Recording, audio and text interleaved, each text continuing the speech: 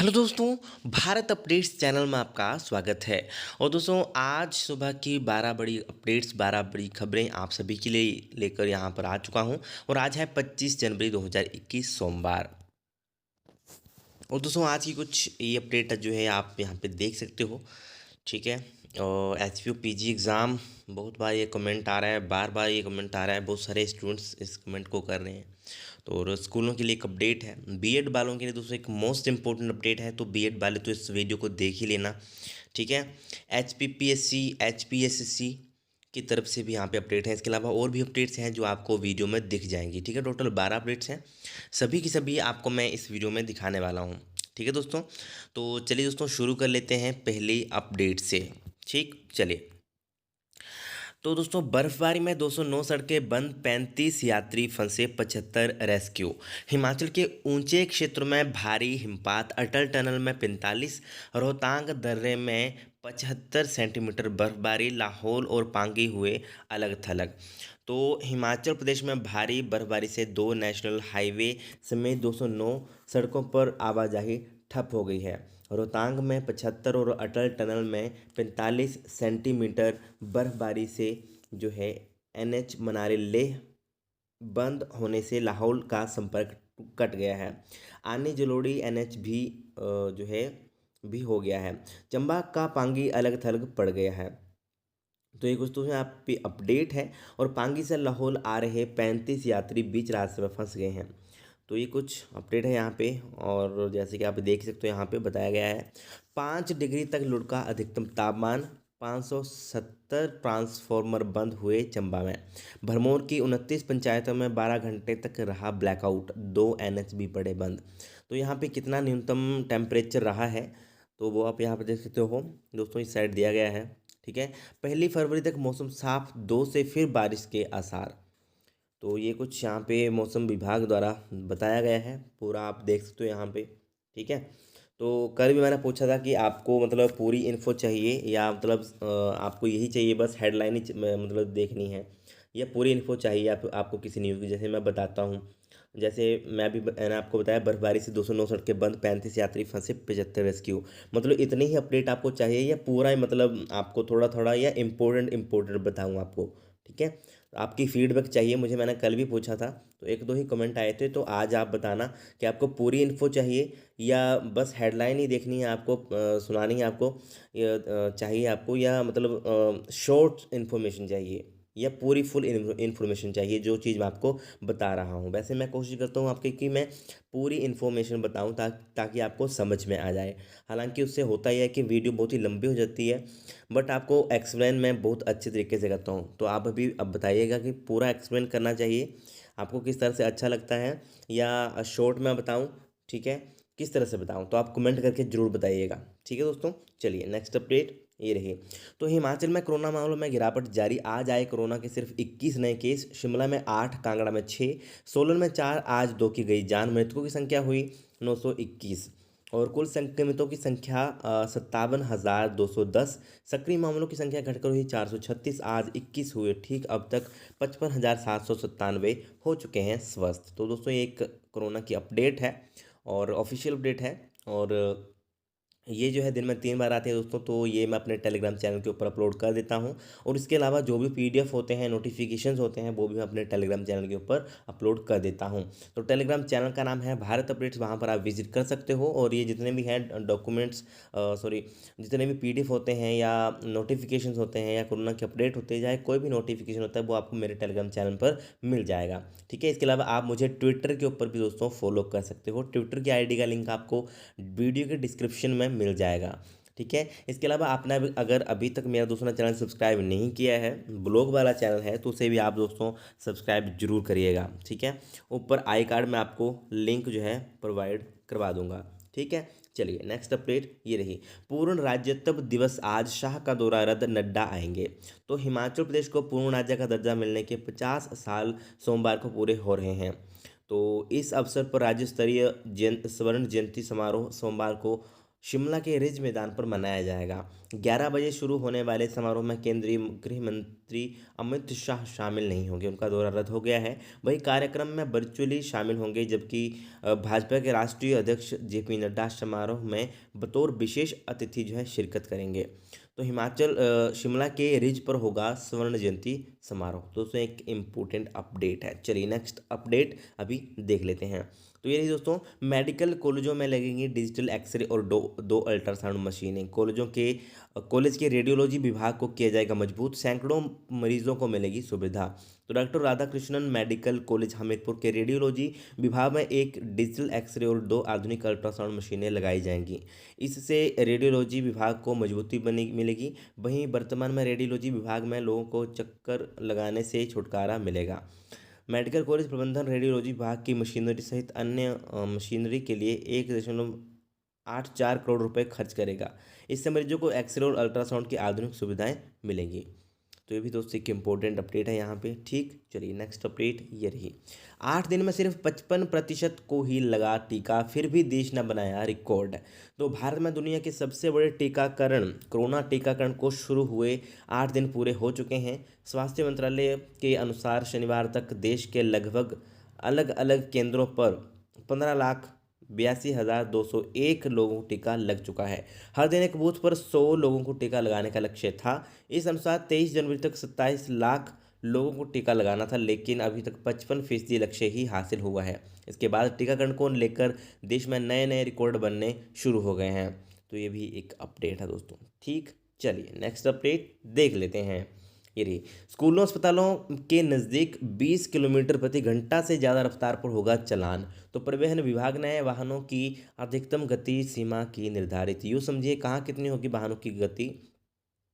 हिमाचल प्रदेश में स्कूलों, अस्पतालों व प्रतिबंधित अथवा शील्ड रोड पर किसी भी श्रेणी के वाहन के 20 किलोमीटर प्रति घंटा से ज़्यादा रफ्तार दौड़ाने पर अब चालान हो जाएगा। तेज रफ्तार वाहन हादसों को कम करने के उद्देश्य से सरकार ने वाहनों की रफ्तार पर नकेल कसने के लिए बड़ा कदम उठाया है। परिवहन विभाग ने अधिसूचना जारी कर अलग अलग श्रेणी की सड़कों पर वाहनों की अधिकतम गति निर्धारित कर दी है। इस निर्धारित रफ्तार में से जो है 5% से ज़्यादा रफ्तार होने पर चालक के खिलाफ कानूनी कार्रवाई की जाएगी। अधिसूचना के अनुसार चालक समेत 9 सवारी की क्षमता वाले वाहनों को नेशनल या स्टेट हाईवे पर 25% से कम ढलान वाली जगहों पर अधिकतम 65 और 25% से ज़्यादा ढलान वाले इलाकों में अधिकतम 55 किलोमीटर प्रति घंटा से ज़्यादा की रफ्तार पर वाहन नहीं दौड़ाए जा सकेंगे। तो इस साइड दिया है, हम यहाँ से देख लेते हैं डायरेक्ट। तो 9 से कम सीटर, ठीक है, वाहनों की श्रेणी है, कैटेगरी है। 25% से कम ढलान होगी तो 65 की स्पीड। 25% से ज़्यादा ढलान होगी, मतलब उतराई होगी, उतराई बोलते हैं हम पहाड़ी में, ठीक है। तो उसके लिए 55%, और शहरी और ग्रामीण क्षेत्र होगा तो 30 की स्पीड होनी चाहिए 9 सीटर से कम वाली। और 9 सीटर से ज़्यादा होगी तो 25% से कम ढलान होगी तो 55, 25% से ज़्यादा होगी तो 45, और शहरी और ग्रामीण क्षेत्र होंगे तो 40। ठीक है, मोटरसाइकिल के लिए देखते हैं।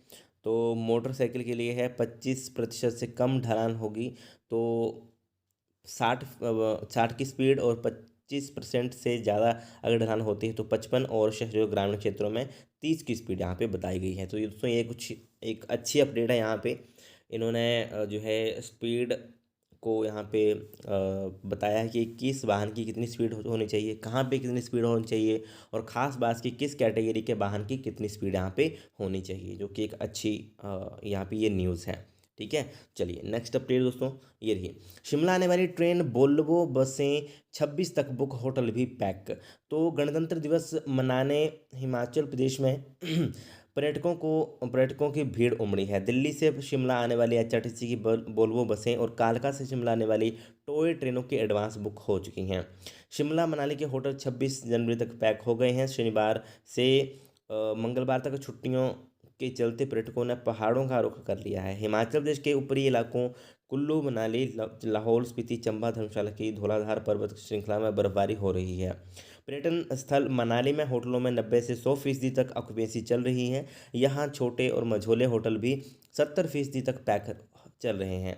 मणिकर्ण जीभी और तीर्थन घाटी में भी सैलानियों की चहलकदमी बढ़ गई है। सोलंग नाला, कोठी गुलाबा और अटल टनल के साउथ पोर्टल पर धुंधी में शनिवार रात ताज़ा बर्फबारी में पर्यटन को गति मिलेगी। विंटर सीजन में पर्यटकों को लुभाने के लिए होटलियरों की ओर से आकर्षक पैकेज दिए जा रहे हैं। तो ये भी दोस्तों एक इम्पोर्टेंट अपडेट है, देख सकते हो यहाँ पे। ठीक, चलिए ये रही 108 अभ्यर्थियों ने पास की एलाइड सर्विसेज की परीक्षा। दोस्तों कल परसों का एग्ज़ाम आ चुका है, ये इसका रिजल्ट आ चुका था, बट मैंने वीडियो इसके लिए नहीं बनाई थी, तो आप यहाँ पे देख सकते हो। ठीक है, राज्य लोक सेवा आयोग HPPSC की तरफ से ये एग्ज़ाम कंडक्ट करवाया जाता है। पहले प्री होता है, फिर उसके बाद मेंस होता है। ठीक है, तो यहाँ पे देख सकते हो कितनों ने यहाँ पे एग्ज़ाम दिया था। ठीक, चलो नेक्स्ट अपडेट ये रही। सैकड़ों अभ्यर्थियों ने दी जूनियर टेक्नीशियन की परीक्षा। दोस्तों HPSC हमीरपुर बोर्ड की ये अपडेट है। तो यहाँ पे इन्होंने जो है रविवार को जूनियर टेक्नीशियन पोस्ट कोड 780 की लिखित परीक्षा का आयोजन किया है। और लिखित परीक्षा हमीरपुर और शिमला जोन में सुबह के सत्र में आयोजित की गई। जूनियर टेक्नीशियन पोस्ट कोड 780 के तहत हॉर्टिकल्चर में 7 पदों को भरने के लिए रविवार को परीक्षा ये ली गई है। ठीक है, तो ये पूरा आप पढ़ सकते हो दोस्तों। ठीक, चलिए नेक्स्ट अपडेट ये रही। 27 को खुलेंगे जिलों के स्कूलों के ताले, नियमित आएंगे शिक्षक। तो स्कूलों के लिए अपडेट। कोरोना के कारण करीब 9 माह से बंद जिले के ग्रीष्मकालीन स्कूलों के 27 जनवरी से ताले खुल जाएंगे और स्टाफ आना शुरू हो जाएगा। शिमला के सुन्नी और रामपुर में ही ग्रीष्मकालीन स्कूल हैं जो खोले जाने हैं। इन स्कूलों को उपनिदेशक कार्यालय की ओर से 1 फरवरी से शुरू होने वाली कक्षाओं की पूरी तैयारी करने के लिए कहा गया है। और यहाँ पे कहा गया है कि कार्यालय की ओर से 1 फरवरी से शुरू होने वाली कक्षाओं की पूरी तैयारी करने को कहा गया, यानी कि ये 1 फरवरी से स्कूल ओपन होंगे, 27 से शिक्षक आएंगे। ठीक है, तो और यहाँ पे देख सकते हो। बाकी मैंने आपको पहले भी बताया है, बट ये आज की न्यूज़ थी तो मैंने सोचा कि आज भी आपको बताना चाहिए। तो अभी मैं आपको जो मेन यहाँ पे किया था, मैंने लिखा था, क्योंकि बहुत सारे कमेंट आते हैं डेली, सभी का रिप्लाई करना मैं कोशिश बहुत करता हूँ कि रिप्लाई कर दूँ, बट सभी का पॉसिबल नहीं हो पा रहा है। मैंने आपको पहले भी टेलीग्राम के ऊपर बोला है कि आजकल मैं रिप्लाई नहीं कर पाऊँगा। थोड़े मंथ कुछ महीने आप ऐसे ही खुद मैनेज कीजिएगा। ठीक है, तो यहाँ पे दोस्तों क्वेश्चन कमेंट आए थे कि HPU PG एग्ज़ाम कब होंगे। दोस्तों नोटिफिकेशन के हिसाब से देखें, जो नोटिफिकेशन आया था जो आपके एग्जामिनेशन फॉर्म भरने का था, तो उसके ऊपर लिखा गया दोस्तों मार्च में। ठीक है, तो मार्च मिड या एंड तक आई थिंक आपके एग्ज़ाम होंगे ये। ठीक है, PG वालों के। और पोस्ट ग्रेजुएशन वाले जितने भी हैं, पोस्ट ग्रेजुएशन चाहे MA हो, MCOM हो, MSc हो, ठीक है, इनकी बात मैं यहाँ पे कर रहा हूँ। तो मार्च मिड एंड तक आपके एग्ज़ाम हो सकते हैं कंडक्ट। और अगर HPU अगर कुछ ज़्यादा तेज़ी दिखाता है तो मार्च स्टार्टिंग में भी हो सकते हैं, बट उससे पहले अभी दोस्तों UG के भी एग्ज़ाम होने हैं। ठीक है, अंडर ग्रेजुएट वालों के, तो उनके exam I think February mid या एंड तक कंडक्ट मतलब स्टार्ट हो जाएंगे। ठीक है, फरवरी मिड या एंड तक, क्योंकि इस बार मुझे लगता है कि थोड़ा तेज़ चलेंगे, क्योंकि पहले भी बहुत लेट हो चुके हैं। अभी देखते हैं तेज़ चलेंगे या नहीं चलेंगे, बट मेरे हिसाब से फरवरी मिड या एंड तक आपके एग्ज़ाम स्टार्ट हो जाएंगे UG वालों के। और डेट शीट आपकी अभी स्टाफ HPU का मतलब फ्री हो चुका है, तो आपकी डेट शीट भी जल्द ही आने वाली है। ठीक है, बीएड वालों के लिए दोस्तों एक ज़रूरी अपडेट है, क्योंकि यहाँ पे बहुत सारे कमेंट आ रहे थे, क्योंकि को कॉलेज मिल चुका है, बट वो बोल रहे हैं कि हम थर्ड राउंड की काउंसलिंग के लिए अप्लाई करें या नहीं करें। दोस्तों मेरा सजेशन यही रहेगा कि आपको अगर वो कॉलेज नज़दीक है तब तो आपको वो कॉलेज ले लेना चाहिए।